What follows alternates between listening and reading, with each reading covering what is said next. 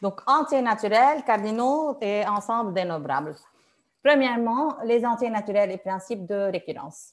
Les entiers naturels. Donc, ça, c'est un petit peu, ça doit être logique pour vous. Donc, je ne veux pas faire la preuve. Qu'est-ce qu'on est en train de voir ici? On considère l'ensemble totalement ordonné. Donc, on a vu c'est quoi? Il est ordonné et n'importe quels deux éléments, on peut les comparer. On va le noter n inférieur ou égal. On a, premièrement, n n'est pas majoré. Et ça, c'est pour moi très logique. N, il n'y a pas un majorant parce que ça augmente. Et pour tout A non vide, si A, elle est inclue dans N, A admet un PPE. Pourquoi? Parce qu'il y a déjà le plus petit élément dans N qui est 0. Donc, A forcément va avoir un plus petit, A, si vous voulez, forcément va avoir un minorant et donc une borne inf. Et puisque c'est un ensemble, ça va admettre un PPE. Donc, ce n'est pas un intervalle. Parce que lorsque je dis l'intervalle 1, 2, on ne peut pas dire que 1, c'est le PPE parce qu'il n'est pas inclus dans cet intervalle. Mais lorsqu'on parle A inclus dans N, ça va être des ensembles. Donc, 1, 2, 5. Forcément, je peux avoir qui est le PPE. Mais je ne veux pas faire la preuve. Donc, ça, pour moi, ça doit être logique pour vous. Si ce n'est pas le cas, vous pouvez me demander. Maintenant, finalement, pour tout A non vide, A inclus dans N, si A, elle est majorée, puisque A, elle est majorée, directement, elle va admettre un plus, elle va admettre, ça me donne dans les cas généraux quoi? Pas le PPE. Normalement, si j'ai un ensemble qui est majoré, directement, je peux dire qu'il admet un sup, parce que sup, c'est le plus petit des majorants. Mais puisque c'est la même condition, puisque c'est un ensemble, ce n'est pas un intervalle, forcément, ce sup-là, ça va être le PGE. Donc ça, c'est juste, pour moi, ça doit être logique. C'est pour cela que je ne veux pas faire la preuve. Maintenant, on passe principe de récurrence faible et principe de récurrence forte. On va voir la différence. Premièrement, on a n appartient à un grand n et P de n est une propriété sur des entiers n supérieur ou égal à n0. Donc, c'est quoi le principe de récurrence? Comment vous faites? Vous avez déjà utilisé ça beaucoup et on le nommait principe de récurrence seulement. Donc là, on va savoir c'est quoi faible. Si Pn, elle est vraie, première condition, et pour tout n supérieur ou égal à n0, on suppose P de n est vrai et on montre P de n plus 1, elle est aussi vraie. Donc, si on fait ces deux conditions-là, on va aboutir à P de n, elle est vraie pour tout n supérieur à n0. L'idée de la principe de récurrence faible, juste pour dire une étape, donc moi, j'ai la propriété qui elle est vraie pour le n0. La deuxième condition va me permettre de dire quoi? Qu'est-ce que ça va être le résultat de ça? Ben, puisque n est, donc ce que je veux dire, si j'ai démontré cette proposition-là, P de n, elle est vraie, et je peux arriver à P de n plus 1, elle est aussi vraie pour n'importe quel indice, donc je ne choisis pas un indice spécial. Ce que ça donne, la propriété pour l'indice N0, elle est vraie. À cause de cette proposition-là, j'ai pu démontrer N1, elle est vraie. N1, elle est vraie. Je réutilise cette proposition. P de N1, elle est vraie. La propriété, elle est vraie. Donc, la propriété à l'indice N2, elle est vraie. Maintenant, la propriété, elle est vraie pour l'indice N2. Elle va être vraie aussi pour l'indice suivant. Je répète, ça, c'est dû à quoi? Parce qu'on a démontré pour n'importe quel indice, si la propriété elle est vraie pour cet indice-là, ben, elle va être vraie pour l'indice suivant. Donc, et vu que P de N0, elle est vraie, donc P de N0 vrai, ça me donne P de N1 vrai, P de N1 vrai, ça me donne le suivant vrai, P de N2, etc., etc. Pour arriver que la propriété, elle est vraie pour n'importe quel indice n supérieur ou égal à n0. Pourquoi supérieur ou égal? Parce que c'est là où on a commencé notre preuve ou bien notre travail. Maintenant, pour voir la différence entre ces deux-là, principe de récurrence forte, c'est quoi? Donc, ce que vous utilisez normalement, c'était les principes de récurrence faible. Le principe de récurrence forte, ça donne quoi? Le même départ, on a n dans grand N et Pn, c'est une propriété vraie sur des entiers n supérieur ou égal à grand N. OK. On va montrer ça. Donc, comment on va montrer ça, si vous voulez? P de n de 0, elle est vraie. Regardez la différence entre avant et maintenant. Avant, c'était, je suppose P de n sont vraies et j'arrive, elle est vraie, et j'arrive P de n plus 1, elle est vraie. Là, non. Il faut supposer tous les des propositions, si vous voulez, avant l'indice n. Ils doivent être vrais pour aboutir à P de n plus 1 vrai. Et ces deux conditions me disent que alors P de n, elle est vraie, elle est vérifiée pour n'importe quel indice supérieur ou égal à n0. La différence, c'est avant, on commençait à P de n0, elle est vraie, on aboutit P de n1 vrai, on aboutit à P de n2 vrai, etc., etc., etc. Là, c'est quoi? Si je suis à n0, donc là, ça, on ne va pas avoir recours à ça. OK, c'est la même étape. Donc, la propriété, elle est vraie pour N1. Maintenant, pour passer de N1 à N2, donc regardez la différence. Si maintenant, je veux que j'ai P de 0, elle est vraie, P de N0 plus 1, elle est vraie. Pour arriver à P de 2 soit vrai, il faut que les deux soient vérifiés. Donc, N0, elle est vraie. Directement, j'arrive P de N0 plus 1, elle est vraie. Ça, pas de problème. Maintenant, pour pouvoir arriver à P de N plus 2 est vrai, j'ai besoin que ces deux soient vrais. Donc, les deux choses doivent être vraies pour pouvoir aboutir au fait que, donc ça va être vrai pour pouvoir aboutir à P de N0 plus 1 plus 2 vrai. Maintenant, pour aboutir P de N plus 3, elle est vraie aussi. Ben, il faut quoi? Il faut que ces trois soient vrais pour arriver à la partie suivante. Donc, pour arriver à P de N plus 3, elle est vraie. Donc, il faut que P de N0 soit vrai, P de N plus 1 soit vrai, P de N plus 2 soit vrai. Pour arriver à P de N plus 3, elle est vraie. Donc là, puisque je dois faire pour n'importe quel indice, donc si moi je suis maintenant au cas général, P de N, il est vrai, ça ne suffit pas que montrer P de N, P de n plus 1, elle est vraie. Je ne pourrais pas arriver à P de n plus 1 vrai. En fait, je dois supposer tout ce qui est avant de Pn doit être vrai. Donc, j'ai besoin de tout ça. Donc, de P de n0 plus 1 ou bien n0, il faut que P de n0 soit vrai. La partie suivante, elle est vraie. La partie suivante, elle est vraie. J'ai besoin de toutes ces choses, qu'ils soient vrais, pour pouvoir dire que P de n plus 1, elle est aussi vraie. Donc, ça, c'est la différence. C'est que avant, il suffit que P de n soit vrai. Je démontre P de n plus 1, elle est vraie. Ça suffit pour dire c'est bon, tout est correct, la propriété, elle est vraie pour n'importe quel indice. Lorsque je parle de la principe de récurrence forte, il faut que P de n soit vrai et tout ce qui est avant doit être aussi vrai. Je dois supposer tout ça vrai pour pouvoir aboutir à P de n plus 1 vrai. Donc, on va voir un exemple maintenant sur ces deux-là. Donc, moi, ce que je suis en train de faire, c'est d'expliquer une partie et on peut directement passer à l'application. Donc, on va faire l'exercice 1, des procédés par récurrence pour prouver ce qui suit. Donc, vous avez l'habitude à faire ça, OK? Donc, on va voir. Premièrement, 1 plus 1 sur 2 plus 1 sur 2 carré jusqu'à arriver 1 sur 2 n égale à 2 moins 1 sur 2 n. On va prouver ça. Et pour quel indice on a besoin du point de départ pour n supérieur ou égal à 1. Donc, qu'est-ce qu'il faut faire?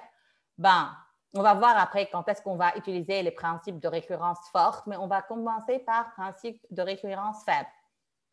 Donc, premièrement, il faut vérifier que la propriété, elle est vraie. Pourquoi? Pas n égale à 0, parce que n, elle est supérieure ou égale à 1. Il faut tester cette propriété si elle est vraie pour n égale à 1. Donc, on commence. C'est pas le cas. Ah, OK, je veux passer la même idée, mais pour l'exercice 2, OK? Pas l'exercice 1, vous pouvez le tester. Démontrer par récurrence, donc c'est la même chose. Premièrement, pour tout entier naturel, si n supérieur ou égal à 4, on a 2n supérieur ou égal à n2. OK? Donc, sur l'autre exercice 2, pas exercice 1. Donc là, avant, c'était je commence par n égale à 1. Là, puisqu'ils m'ont dit n supérieur à 4, ben, il faut tester si cette propriété, elle est vraie pour n égale à 4. Donc, maintenant, on est sur cet exercice-là. Première étape, on vérifie pour n égale à 4. Donc, pour n égale à 4, ça va être 2 à la puissance 4 et là va être 4 au carré. Donc, ça, c'est 4 au carré, c'est 16. 2 à la puissance 4, c'est 16. Supérieur ou égal, c'est juste. C'est pas c'est faux. C'est supérieur ou égal. Là, c'est égal. Donc, la propriété, elle est vraie pour l'indice 4. Maintenant, la deuxième chose, donc on fait par faible, récurrence faible.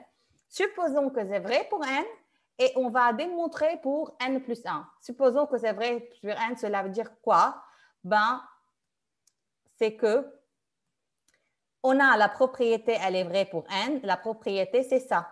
OK? Directement, on remplace. Donc, on a ça. Ça, c'est acquis. Et on veut aboutir à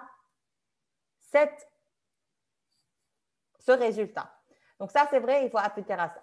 Là, vous pouvez faire plusieurs étapes. Donc, moi, ce que j'ai fait, c'est que j'ai commencé par dire, si je veux montrer que ça, c'est vrai, ben, démarche inverse, si vous voulez. Donc, j'ai dit, on veut tester 2n à la puissance 2 à la puissance n plus 1. On veut tester qu'elle est supérieure ou égale à n plus 1 au carré. C'est ça le but. Donc, on veut tester n plus 1 au carré, c'est quoi? C'est n2 plus 2n plus 1. Maintenant,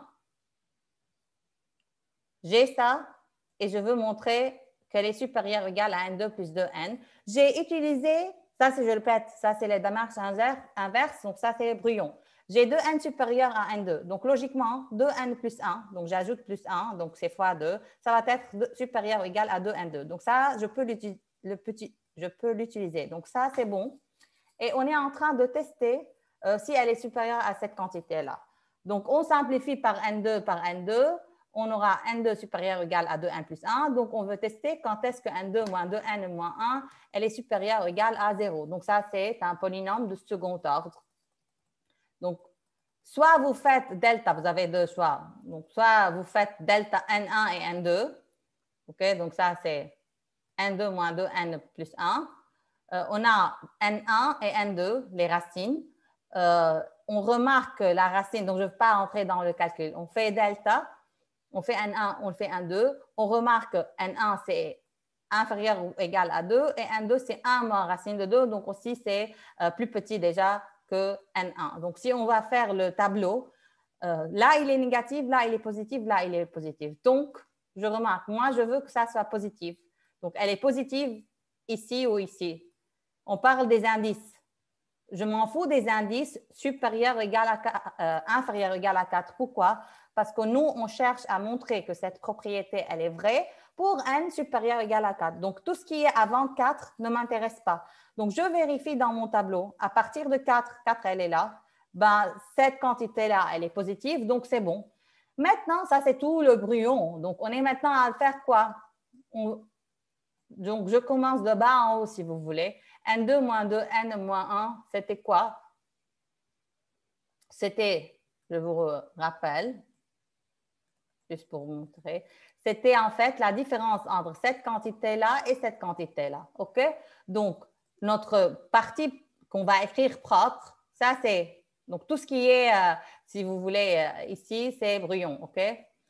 Donc, 2n supérieur ou égal à n2, ça, c'est l'hypothèse. Je connais ça. Donc, on a multiplié par 2 des deux côtés. On est arrivé 2 à la puissance n plus 1 supérieur ou égal à 2 à la puissance n2. Maintenant, on a fait la différence.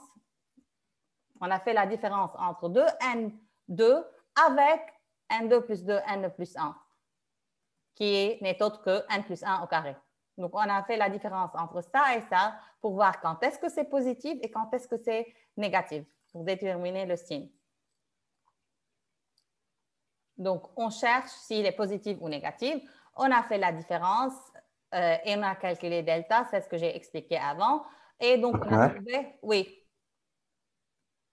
1 plus radical de 2 أصغر من 2. 1 plus radical de 2, je ne sais pas. Ah, là, c'est supérieur, oui. Donc, ça, il faut dire 3. Ça, il faut dire 3, pas 2. C'est vrai. Donc, ça, c'est inférieur ou égal à 3, strictement inférieur à 3, qui est strictement inférieur, qui est inférieur ou égal à 4. Moi, mon but, que ce soit inférieur ou égal à 4, que ça, c'est positif, que ça, je suis positive à partir de 4. Donc, avant, ça ne m'intéresse pas trop. Je veux de 4 et à partir de 4, si n2 moins 2, n moins 1, est-ce qu'elle est positive ou négative? Donc, à partir de 4, elle est positive. Donc, là, juste, il veut corriger et je veux corriger ça pour la réponse et je vais écrire 3. Donc, maintenant, à cause de ce tableau de variation, on sait que pour tout n supérieur ou égal à 4, cette بس différence-là, elle دكتور est positive. Oui. هون حترجع تبعتيهم PDF أو شيء تنقدر ننقلهم لأنه هون Moi, toujours, si vous préférez écrire en même temps que moi, je peux parler plus lentement et vous attendre. Mais sinon, toutes les séances live qu'on est en train de faire, je mets toujours les photos, si vous voulez, directement sur Google Classroom parce que vous avez déjà assisté à la séance. Mais lorsque c'est des séances vidéo, c'est bon. Vous pouvez arrêter le vidéo, poser la vidéo et puis continuer. Oui, oui. Donc là, si vous voulez que j'arrête, je peux arrêter le temps d'écrire, comme vous voulez. Ou bien je continue. طيب. Donc, maintenant. لا أنا عم بكتب ملحق يعني. عم لحق؟ ايه طيب غيران. والله عم نطير. لا انا بدي تفهموا اذا بدكم اوكي je travaillais plus Non, longtemps. عم نفهم ما بيأثر. Ok, donc ça c'était juste des brillons ça, ok, vous pouvez ne pas l'écrire, juste pour voir qu'est-ce que je dois tester pour que j'arrive au fait que 2 à la puissance n plus 1, elle est supérieure ou égale à n plus 1 au carré. Ok, donc maintenant, puisqu'on est en train de faire la démarche inverse, cette quantité-là, elle est positive. Donc, 2n plus 1, 2n au carré, c'est supérieur ou égal à n plus 1 au carré. Et ben, on sait que, ça, qu'est-ce que j'ai? 2 à la puissance n, ça, j'ai écrit quelque chose qui, ça ne m'intéresse pas trop. Et ben, il faut ajouter, j'ai ça, j'ai montré que les supérieurs égal à n plus 1 au carré, et 2 à la puissance n plus 1, elle est aussi supérieure. Donc là, juste, il manque 2 à la puissance n plus 1. Je veux les noter directement maintenant, comme ça, je n'oublie pas. Donc, on corrige ensemble. Donc, déjà, ça doit être 3, inférieur ou égal à 3. Et ici, ça va être 2 à la puissance n plus 1, parce que ça, c'est ce qu'on voudrait montrer en tout cas. OK? Donc, juste comme ça, c'est fait et je n'oublie pas de corriger ça. Okay? Et donc ça, on l'a par hypothèse. On a par hypothèse que ça, c'est vrai. Donc, on a montré que P de n plus 1, elle est vraie. Donc, le premier cas, on l'a fait récurrence faible.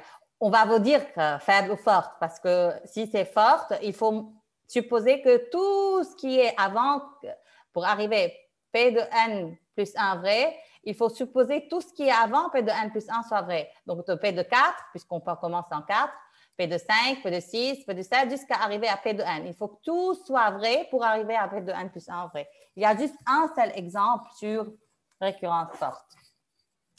On passe au deuxième exercice. Maintenant, pour tout n dans grand N, pour tout alpha R+, on a 1 plus alpha à la puissance n supérieur que 1 plus n à la puissance alpha. Là, le premier indice, c'est lorsque n égale à 0. Ce n'est pas comme avant. Donc, il faut tester cette propriété pour n égale à 0. Donc, on commence. Je vais faire comme ça. Donc, qu'est-ce qu'on a? Ça, c'est la propriété qu'on veut faire ou qu'on veut montrer. Le premier indice, c'est n égale à 0. Donc, on va tester pour n égale à 0. Pour n égale à 0, donc on va faire ici, ça va être 0 et ici, ça va être 0. Donc, 1 plus alpha à la puissance 0 égale à 1. Est-ce que c'est supérieur ou égal à 1? Oui. Donc, notre propriété, elle est vraie pour le premier indice.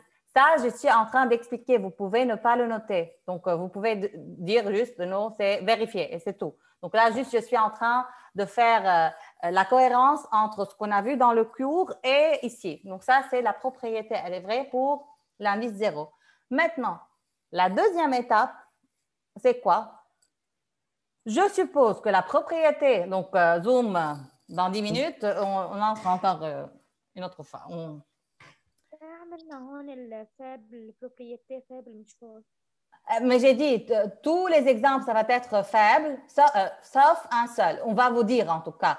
Normalement, si on ne vous dit pas forte, ben, directement utiliser la faible. Parce que la faible, quand est-ce que vous allez savoir s'il vaut supposer P de n et tout ce qui est avant doit être V pour arriver à là, oui ou non.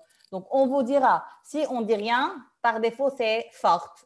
Par défaut, c'est faible. Donc, ce que vous avez l'habitude de faire. Mais si on a besoin que ça soit forte, dans ce cas-là, on va vous dire utiliser relation récurrence forte.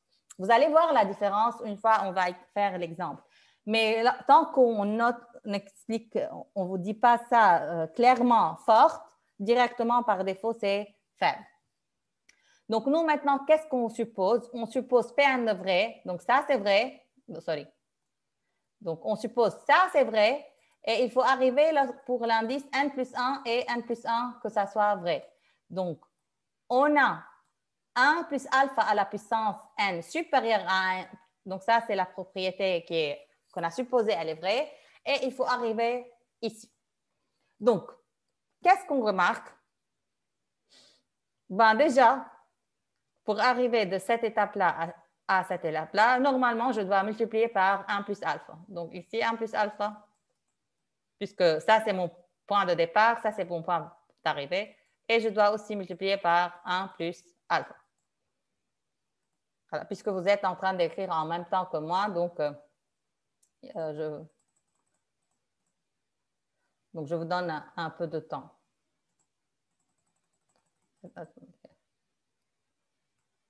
OK.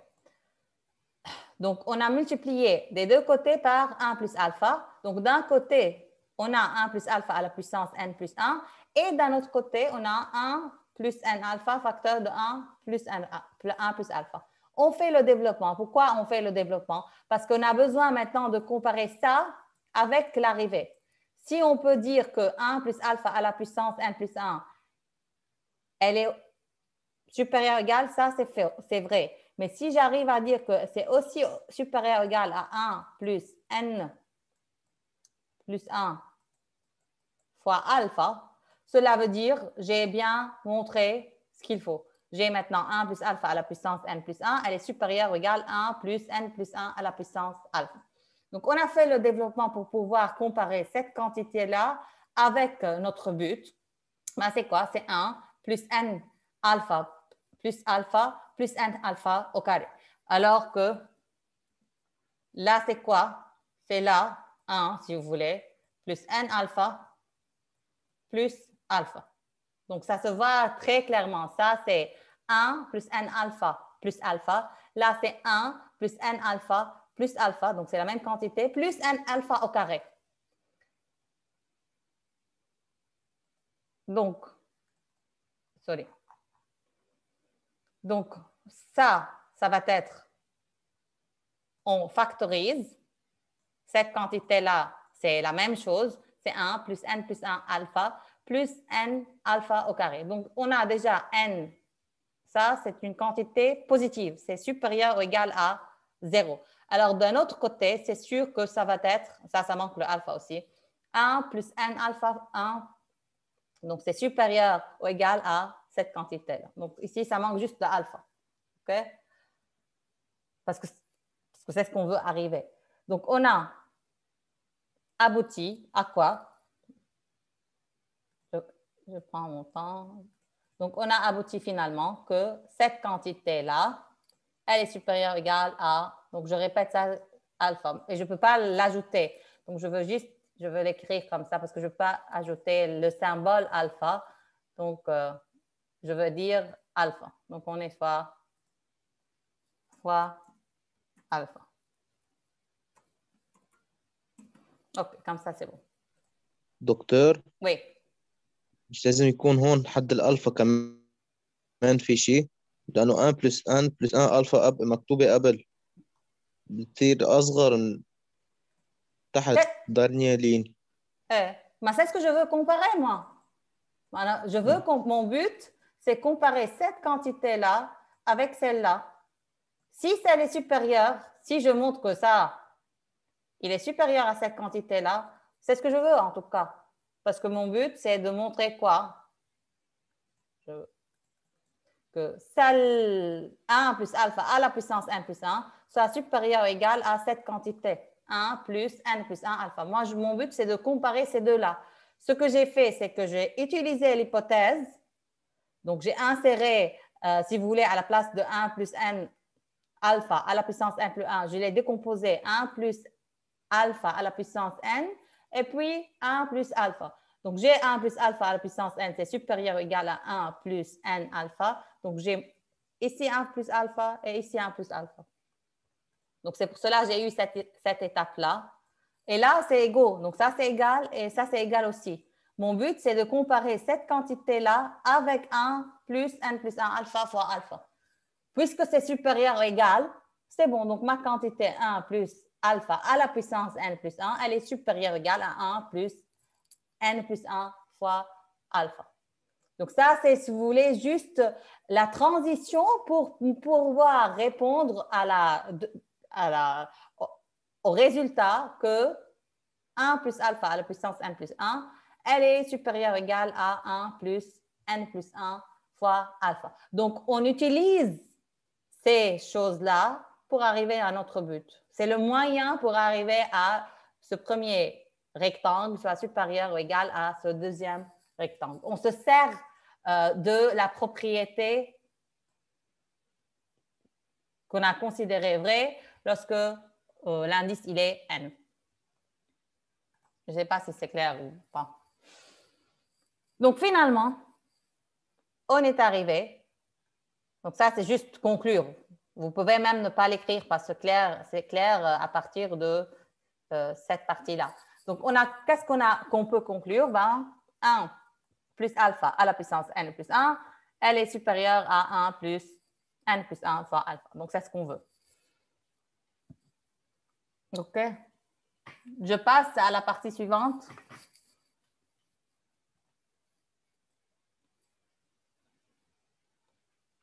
OK. Donc, pour le partie C, donc pareil, tous ces faibles, sauf celle-là, doit être forte. Vous allez voir la différence.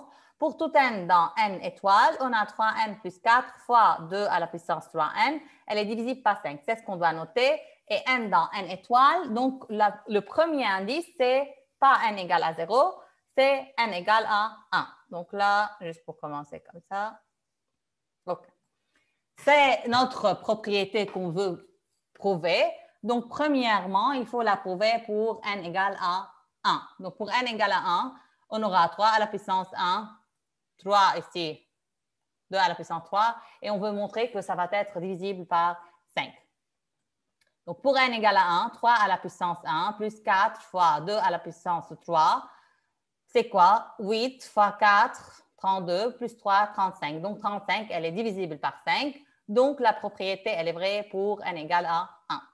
Maintenant, il faut supposer que P de n, elle est vraie et arriver à P de n plus 1, elle est vraie. Donc, supposons P de n est vrai, c'est quoi? C'est cette quantité-là, elle est divisible par 5. Que veut dire cette quantité-là, elle est divisible par 5? C'est que cette quantité-là doit être égale à 5 fois quelque chose. OK? Donc, ce quelque chose, il appartient à Z. Sûrement, il n'appartient pas il ne comprend, ce n'est pas un nombre décimal. Si c'est un nombre décimal, 5 fois un nombre décimal peut ne pas être divisible par 5. Donc, non, c'est 5 fois K, avec K appartient à Z. Donc, après moins d'une minute, on doit reconnecter. On doit se reconnecter. Donc, on a commencé par le départ, qui est P de n, elle est la propriété vraie. Et on va arriver pour quoi? La propriété, elle est vraie pour n plus 1. Donc là, ça doit être vrai lorsque je veux ajouter n plus 1 et n plus 1. Et attention, n plus 1 ici, c'est entre parenthèses. Donc ça, c'est l'arrivée. Je ne l'ai pas noté ici. Donc, ça, c'est l'arrivée. Mais j'ai dit, c'est quoi la définition 3n plus 4 fois 2 à la puissance 3n divisé par 5? C'est qu'il existe un cas dans Z tel que 3 à la puissance n plus 4 fois 2, le tout, pas le tout, 2 à la puissance 3n soit égal à 5K. OK. L'idée, c'est quoi?